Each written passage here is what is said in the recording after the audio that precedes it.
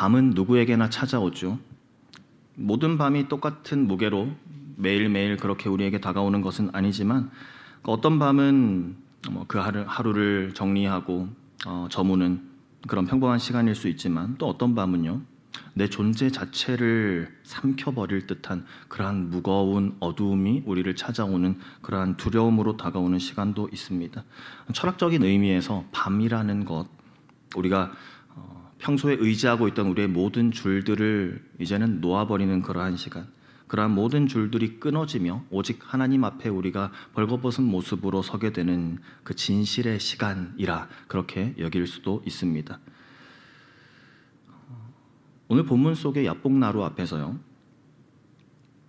그 야곱이 맞게 되는 밤이 바로 그런 시간입니다. 성경은 오늘 본문을 시작하면서 야곱이 지금 처해 있는 상황, 야곱이 지금 지나고 있는 그 상황을 아주 짧게 이렇게 한 문장으로 이렇게 정의합니다. 24절 말씀에 야곱은 홀로 남았더니, 야곱은 홀로 남았더니. 성도님들께서는 어떤 밤 보내고 계십니까? 다시 말씀드려서요, 평소에 내가 그렇게 든든히 의지하던, 내가 붙잡고 있던 그러한 세상의 줄들, 이런 것들이 다 끊어진 것 같은 그러한 철저한 고립감, 무력감, 그런 거 느껴보신 적이 있으신지요? 야곱이라는 사람이요, 평생 무언가를 열심히 붙잡는 삶을 살았던 사람입니다. 태어날 때부터 형의 뒤꿈치를 붙잡고 태어난, 자라나서는 아버지의 축복을 붙잡고 살았고, 삼촌 라반의 집에서는 악착같이 재물을 붙잡고 살았던 야곱입니다. 생각했던 거죠. 그렇게 손에 쥔 것들이 자신을 지켜줄 것이라고 굳게 믿었을 것입니다. 그런데 오늘 그가 맞이한 야복나루에서의 밤, 그 많던 재물도, 그토록 사랑했던 가족들도 강 건너편으로 다 떠나보내고 결국에는 홀로 남은 그 시간입니다. 이제 그의 손에는 무엇이 남았습니까? 아무것도 잡히지 않습니다. 그저 서늘한 밤 공기, 밀려오는 죽음의 공포, 그것만이 야곱을 지금 휘감고 있는 시간입니다. 그런 밤 시간, 우리도 어쩌면 비슷한 그러한 시간들을 겪었죠. 평소에는 바쁘게 일하고 사람들 만나고 내가 쌓아 올린 내 경력, 내 커리어, 또 통장 잔고 보면서 이 정도면은 내 삶이 안전하겠다, 이 정도면 당분간은 살만하겠다 하고 이렇게 안심하죠. 하지만 인생의 어느 순간에 내가 이렇게 왔던 그 모든 것들이 정말 아무런 역할도 하지 못하게 되는 그러한 때를 우리가 만나기도 하더라는 겁니다. 열심히 앞만 보고 달렸는데 문득 집으로 돌아오는 그 순간 내 마음 가운데 느껴지는 그런 공허함,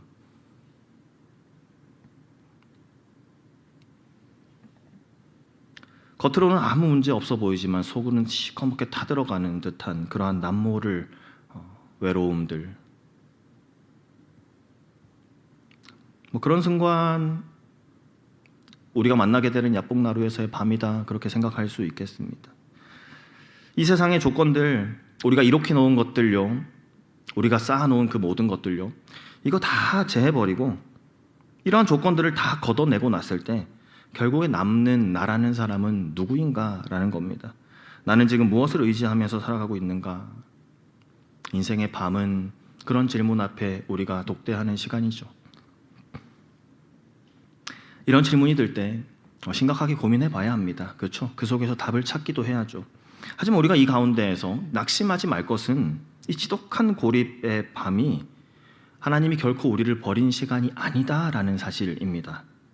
그 시간은 오히려 어떤 시간입니까? 우리 안에 가득하게 들어 앉아있던 가짜신들, 우리가 하나님은 생각하지도 않고 마치 그것들이 나를 지켜줄 것이라 여기며 신으로 삼았던 우리 속에 가득 차있던 그러한 우상들, 세상 사람들의 인정과 또 세상의 성공, 그런 여러 가지 우상들을 깨트리는 시간, 우리를 정말 독대하시기 위해 찾아오시는 그 하나님을 만나는 시간, 그 시간이기 때문에 우리가 이런 질문들로 잠 이루지 못하는 그러한 밤에 낙심하지 않을 이유가 되는 것입니다. 하나님 우리를 버려서가 아니다.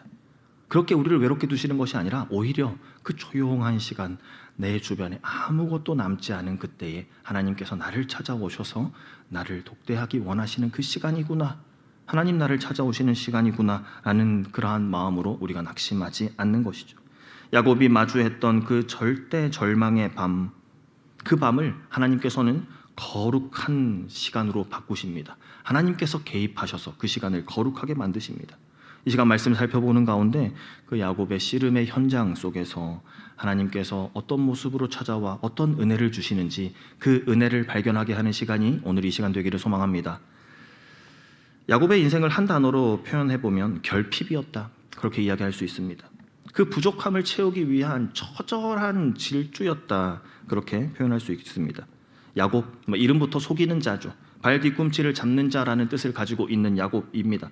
태어날 때부터 형 발 뒤꿈치 잡고 태어난, 평생을 자기가 원하는 것을 얻기 위해서라면 수단을 가리지 않았던, 방법을 가리지 않았던 그가 바로 야곱입니다. 우리 너무 잘 알고 있죠. 팥죽 한 그릇으로 형의 장자권을 샀고 또 눈먼 아버지를 속여서 그 축복권을 가로채지 않았습니까? 이러한 야곱의 모습, 단순히 참 야곱이 성격적으로 모난 사람이구나, 그것을 넘어서요, 하나님을 의지하지 못하는 사람, 하나님을 신뢰하지 못하는 사람, 온전히 내 힘으로 살아내보려는 우리 속에서도 가끔씩 보이는 그 타락한 모습, 야곱을 통해서 오늘 성경은 우리에게 그 모습을 바라보게 하는 것이죠. 성경 보다 보면 야곱이 이동한 경로, 그 속에는 영적인 그러한 상징이 담겨져 있습니다. 아주 영적인 의미가 깊게 담겨져 있습니다. 야곱이 형과 아버지를 속인 후에 바단 아람으로 도망쳤습니다. 동쪽에 있었죠. 성경의 맥락에서 동쪽이라는 것은 단순한 방향 표시만이 아니라 이것은 하나님으로부터 멀어지는 방향, 그것이 바로 동쪽이었습니다. 아담과 하와도 에덴 동산에서 쫓겨날 때 그들이 동쪽으로 쫓겨났죠. 동생 아벨을 죽인 가인이 옮겨간 곳도 에덴의 동쪽이었습니다. 인류가 교만해져서 바벨탑을 쌓은 곳도 어디였습니까? 동쪽이었죠. 롯이 아브라함을 떠나 선택한 죄악의 땅 소돔과 고모라 역시 동쪽에 있었습니다. 야곱이 동쪽으로 달려갔다라는 이 말, 단순히 그 방향만을 표시하는 것이 아니라 영적인 의미가 담겨 있다는 것이죠. 하나님을 떠난 인간이 스스로의 힘을 가지고 그 힘을 가지고 스스로 성을 쌓으려고 했던 아주 사람 중심적인, 자기 중심적인, 인간 중심적인 그러한 질주를 성경은 그가 동쪽으로 갔더라라고 표현하고 있는 것입니다.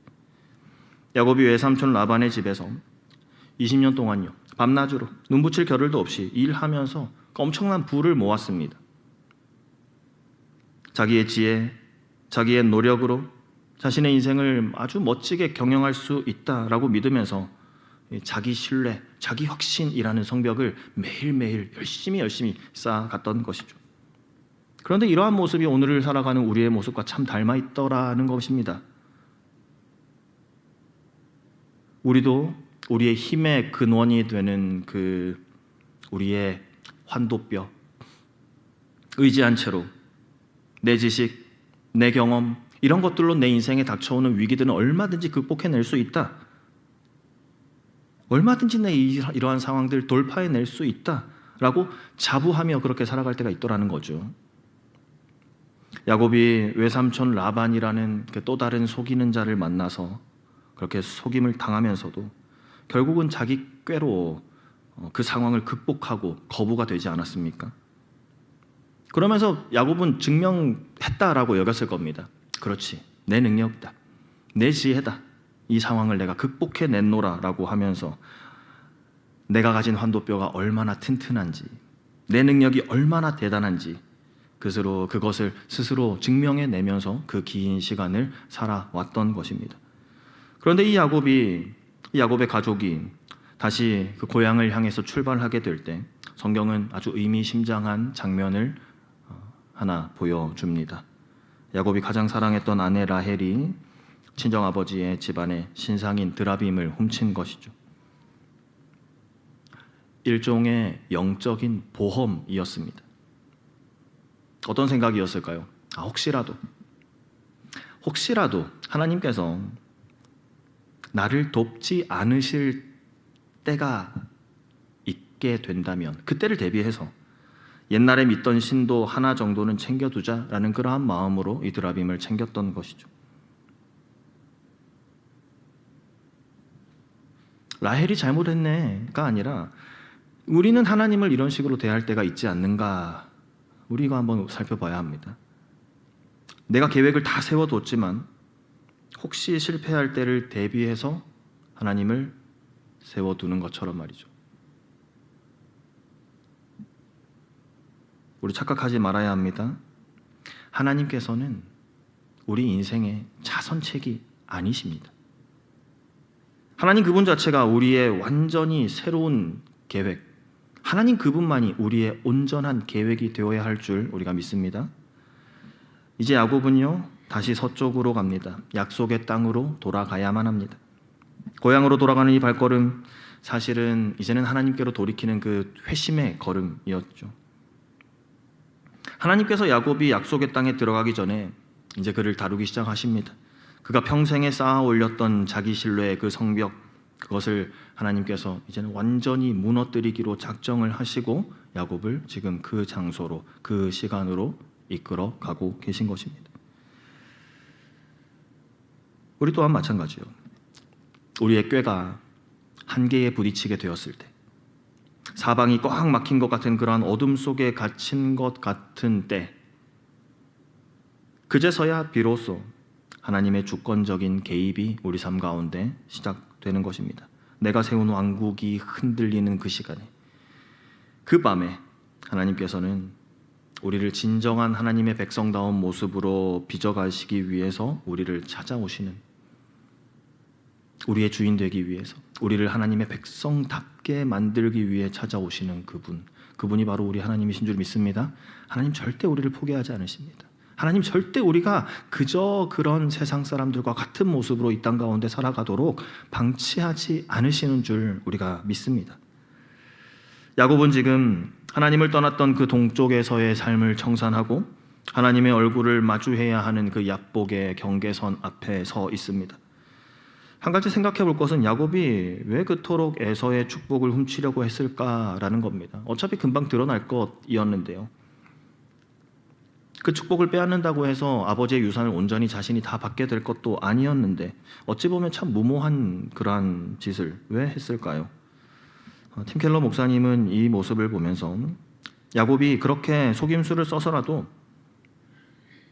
아버지 이삭에게 정말로 듣고 싶었던, 정말로 받고 싶었던 그 인정, 그 아버지의 말이 있었다라고 그렇게 기록해 두었습니다. 그것은 바로 그 아버지로부터 하여금 나는 세상에서 누구보다 너를 기뻐한단다, 너는 내 아들이야 라는 이 말을 정말 듣고 싶었다라는 것이죠. 결국에는 우리 모두에게도 사실 이러한 인정의 말, 이러한 축복이 필요합니다. 내가 가장 사랑하고 존경하는 이에게 내 가치를 인정받고 확인받으려는 것, 이건 누구나 가지고 있는 그러한 욕구죠. 야곱은 아버지의 입에서 그 복을 듣고 싶어서 그래서 형 에서와 씨름했고 라헬의 얼굴에서 그 사랑을 보려고 외삼촌 라반과 씨름했던 겁니다. 하지만 사람이라는 그 우상을 통해서 채우려고 했던, 그리고 인정받으려고 했던, 그 가운데에서 안정을 느끼려고 했던 그 복은 결코 야곱을 채워주지 못했습니다. 그걸로 충족시켜주지 못했습니다. 오히려 그의 영혼을 피폐하게 만들었고 그 가정을 풍랑 가운데로 그렇게 밀어 넣었을 뿐이죠. 그리고 이제 야곱은 그 우상의 종착점에서 진짜로 복을 주실 수 있는 분은 사람이 아니구나, 내가 이제까지 모아두었던 이러한 재산이 이것이 아니구나, 나에게 정말로 복을 주시는 분은 하나님이시구나, 그 지점에서 이제 하나님을 만나게 되는 것입니다. 우리는 야곱이 야복강가에서 씨름했던 그 모습을 보면서 야곱이 복을 받기 위해서 간절하게 매달린 그러한 기도로 오해할 때가 있습니다. 하지만 그 야곱의 그 시간을 우리가 좀 들여다본다면요, 이 씨름은 그저 야곱이 하나님을 붙잡은 시간이 아닙니다. 오히려 하나님께서 이 지독한 야곱의 자아를 깨뜨리기 위해 먼저 찾아오신 시간, 하나님께서 그를 붙잡고 놓아주지 않으셨던 그러한 시간으로 시작되었다는 것이죠. 거룩한 습격이다라고 그렇게 이야기할 수 있을 것입니다. 어둠 속에서 정체 모를 사람이 야곱을 찾아와 그렇게 야곱을 붙잡고 씨름을 벌입니다. 우리는 이 장면 가운데에서요, 한 가지 아주 놀라운 사실을 발견하게 됩니다. 복음의 아주 위대한 신비인 우리를 위해서 자신을 낮추신 그리스도를 이 모습 속에서 발견하게 되는 거죠. 이 밤에 야곱을 찾아와 야곱을 붙잡고 씨름했던 존재는 단순히 신비로운 천사가 아니었습니다. 존 칼빈도 찰스 스펄전도 매튜 헨리도 많은 신학자들이 이날 야곱을 찾아온 존재를 인간의 몸을 입고 구약에 미리 나타난 예수 그리스도다 그렇게 말합니다. 무슨 말입니까? 온 우주를 지으신 창조주께서 한낱 피조물인 그 야곱의 수준으로 당신을 낮추셔서 내려오신 것입니다. 전능하신 하나님께서 야곱의 그 거친 저항, 그 거친 숨소리를 온몸으로 받아내 주시며 밤새도록 그 유치한 힘겨루기의 상대가 되어 주셨다라는 겁니다. 하나님께서 야곱을 붙잡고 엄청난 힘 조절을 했다라는 것 발견하셨습니까? 그저 툭 쳤을 뿐인데 환도뼈가 부러지거든요. 제대로 조금이라도 힘이 잘못 들어갔다가는 야곱이 그냥 그 자리에서 즉사할 수밖에 없었던 그 상황. 아주 그 유치한 힘겨루기에 하나님께서는 상대가 되어주셔서 거기에 맞춰 주신 것이죠. 만약에 하나님께서 당신의 온 힘을 다해서 당신의 영광과 당신의 위엄으로 야곱을 대하셨다면 야곱은 한순간도 버티지 못했을 겁니다. 흔적도 없이 사라져버리고 말았을 것입니다. 하지만 하나님께서는 왜 그러셨습니까? 그를 변화시키기 위해서, 오직 그 자아를 철저히 무너뜨리고 그를 하나님 백성 되게 하기 위해서 밤새도록 야곱과 함께 흙먼지 속에 구르셨던 것.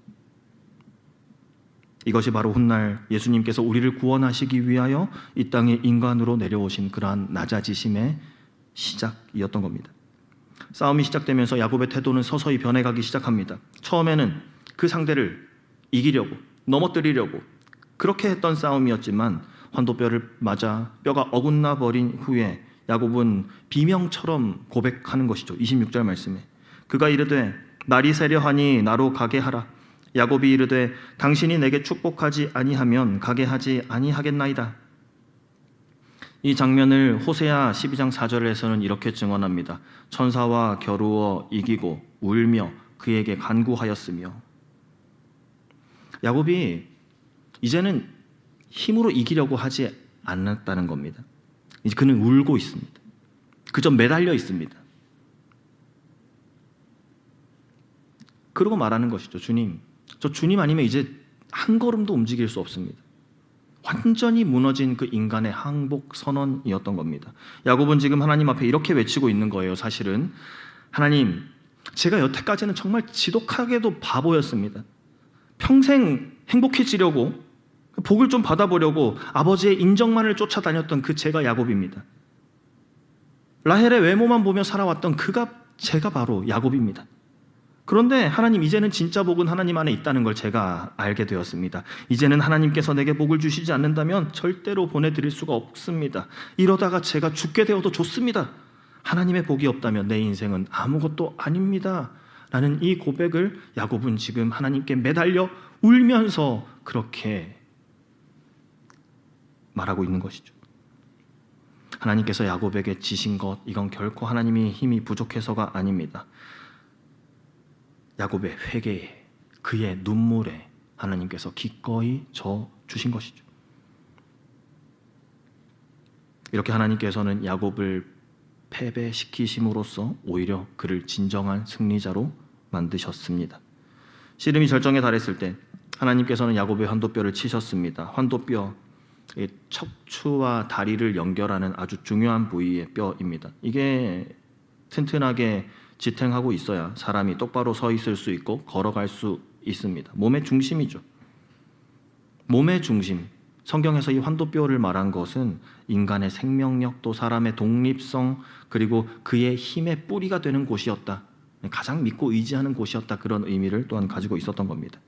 하나님께서 야곱의 이곳을 치셨다는 것, 이제 평생 그가 어떻게 살아왔는지 우리 앞서 계속 살펴보지 않았습니까?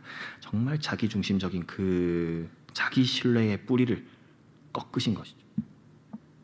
야곱은 지금까지 자신의 튼튼한 환도뼈를 의지해서 도망쳤고 싸웠고 원하는 것을 빼앗으며 얻어내며 그렇게 살아왔습니다. 그런데 그의 환도뼈가 어긋나는 순간 이제 내 힘으로 내 인생을 살아내 보겠다. 그렇게 달려왔던 야곱의 질주가 이제는 마침내 멈춰 서게 된 것입니다. 이제는 그는 이제 힘을 주어도 서 있을 수 없는 상태가 되었습니다. 에서가 무서워서 도망가려 해도 움직일 수 없는 그러한 철저하게 무능력한 상태가 되어버렸습니다. 이제까지는 강함이 우상이었거든요. 그의 완벽함이 그의 힘이었거든요. 강함을, 완벽함을 정말 우상처럼 여기며 살아가는 그 세상의 눈으로 지금 야곱의 모습을 볼 때에도 야곱이 지금 완전히 실패한 거죠. 하지만 영적으로 이 모습을 바라보았을 때 이 아픔은 사실 야곱에게 있어서는 정말 축복의 시간이었다. 그렇게 우리가 바라볼 수 있는 것입니다. 팀 켈러 목사님 책에서 이렇게 말했습니다. 야곱처럼 우리도 대개 온갖 엉뚱한 데서 복을 구하며 살다가 그 후에야 이 복을 발견한다. 마침내 이를 발견하려면 대개 다리를 저는 연약함을 경험해야 한다. 하나님의 복을 가장 많이 받은 수많은 이가 저는 다리로 기뻐 춤을 추는 것도 이 때문이다. 무슨 말입니까? 하나님의 진짜 축복을 발견하려면 먼저 내 다리가 부러지는 연약함을 경험해야 할 때가 많습니다. 그래서 하나님의 축복을 깊이 경험한 사람들은 기뻐서 춤을 출 때에도 다리를 절뚝거리면서 춤을 춥니다. 내 힘이 빠진 흔적을 내 몸에 새긴 채로 살아간다라는 것이죠. 내 힘과 내 자존심이라는 그 단단한 성벽에 균열이 생길 때 비로소 우리는 하나님의 얼굴인 브니엘을 바라볼 수 있게 되는 것입니다.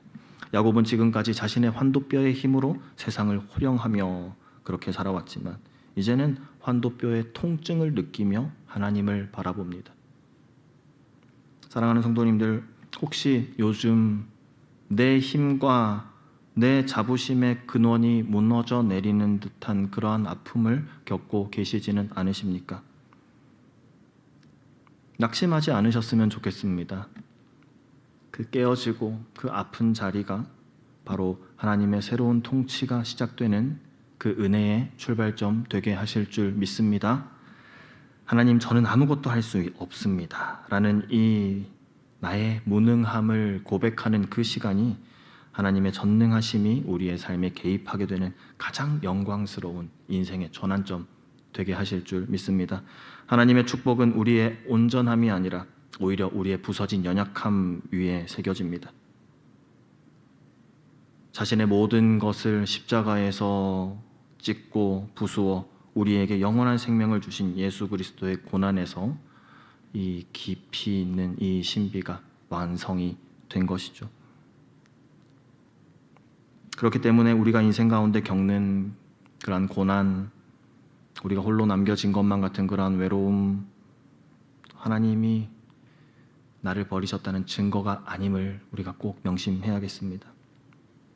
오히려 하나님 나를 당신의 진짜 백성으로 그렇게 빚어가시겠다는 그러한 강력한 사랑의 신호구나. 우리가 이것을 잊지 않았으면 좋겠습니다. 야곱은 육체적으로 완전히 패배해서 절뚝거렸지만 그 패배를 통해서 하나님이라는 인생의 가장 가치 있는 보물을 얻게 되었습니다. 긴 씨름이 끝나고 야곱이 마침내 야복 나루를 건너게 될 때 성경은 그 장면을 이렇게 기록하고 있습니다. 31절 말씀에 그가 브니엘을 지날 때에 해가 돋았고 그의 허벅다리로 말미암아 절었더라.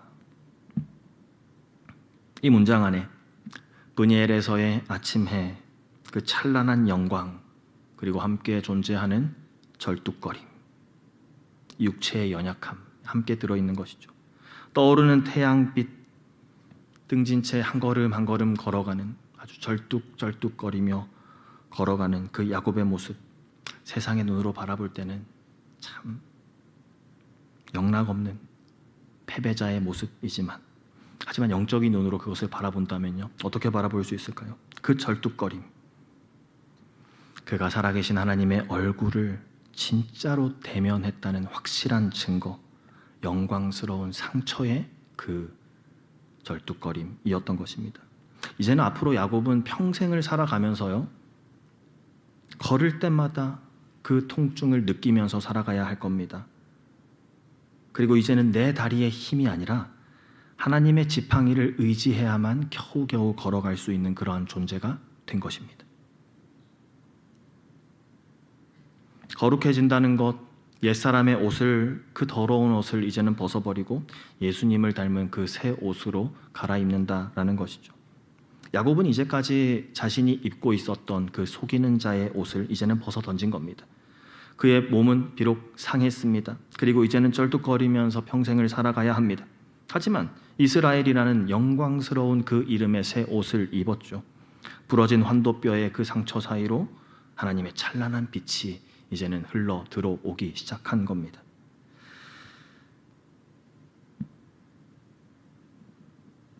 사랑하는 성도님들, 우리가 이 세상 속에서 진짜 그리스도인으로 살아간다라는 것은 어쩌면 이런 것입니다. 내 부러진 환도뼈, 그로 인해서 내가 똑바로 걸을 수는 없지만, 절뚝이며 한 걸음 한 걸음 내디딜 수밖에 없지만, 오직 주님의 은혜만을 나의 지팡이로 삼아 이것을 의지하며 걸어가는 것. 세상 사람들은 그런 우리의 모습을 보면서 미련하다 할지 모르겠습니다. 하지만 성도님들, 우리가 꼭 기억해야 할 것은 그 절뚝이는 걸음걸음마다 하나님의 영광이 묻어난다라는 사실입니다. 내 힘을 빼고 걷는 그 걸음마다 주님께서 우리와 함께 동행하여 주실 줄 믿습니다. 그러므로 우리가 지금의 우리의 인생 가운데 마주하게 되는 그 인생의 밤, 그 야복나루의 고통을 그저 피하려고만은 하지 말고, 비록 하나님께 매를 맞아 절뚝거리며 주님의 품으로 걸어 들어가는 그 인생이 세상의 눈으로 바라볼 때에는 그렇지 못할지라도 영적인 눈으로 바라볼 때, 저 천국의 눈으로 그 걸음을 바라볼 때 더없이 영광스럽고 복된 길임을 기억하며 우리를 그 길로 인도하시는 하나님, 우리가 기쁨으로 춤추며 그렇게 나아갈 수 있기를 간절히 소망합니다. 아멘. 우리 시간 말씀을 기억하시면서 함께 찬양하면서 나아가도록 하겠습니다.